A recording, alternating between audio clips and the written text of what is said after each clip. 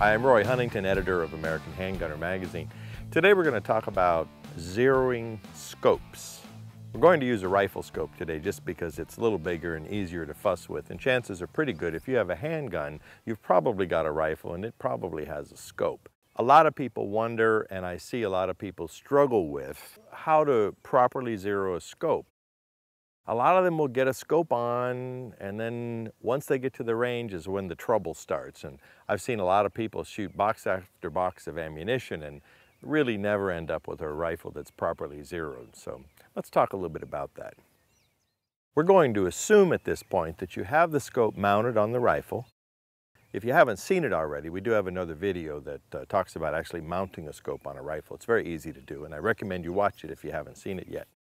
After it's properly mounted, all the screws are torqued correctly, then what you need is a very solid and comfortable shooting rest, and then a target at a known distance.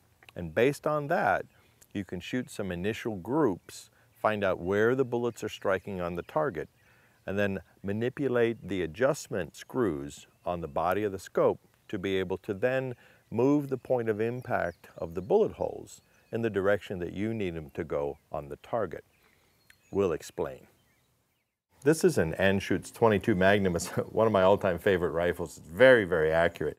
We've shot an initial group which showed that while it was very close, it was still shooting a little bit left. So what you need to do in order to bring your scope into the actual point of aim is you take the turret caps off. And then if you look very carefully here, this has an L and a direction. And that means if I want to move my bullet impact to the left, I would actually turn this in the direction of the L. So that'll actually cause movement in the scope body that will make the bullet shift in that direction on the target as you maintain the same aiming point. Conversely, if you needed your bullets to move right, you simply turn this in the opposite. Now, turrets in different scopes sometimes function slightly differently. You may need a screwdriver or a coin. If you need to raise or lower point of impact, then you just follow the direction here. If I need to go up, then I would twist this lever here in the direction of up. Now, these are broken down into one click of the scope will move the point of impact a certain distance, say at 100 yards.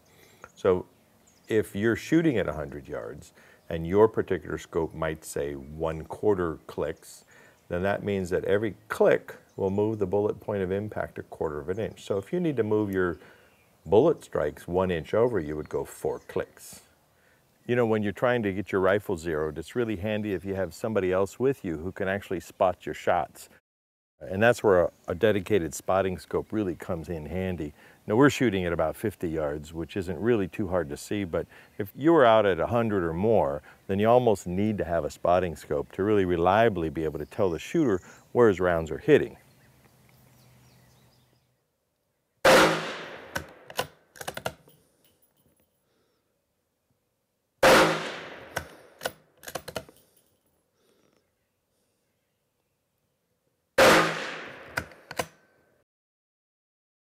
Okay, we changed the horizontal impact because I was striking just slightly to the left of the bullseye. So we moved the point of impact to the right a little bit, and I actually got it pretty much dead on. So now I'll go ahead and resecure the scope caps, and your scope is now properly zeroed.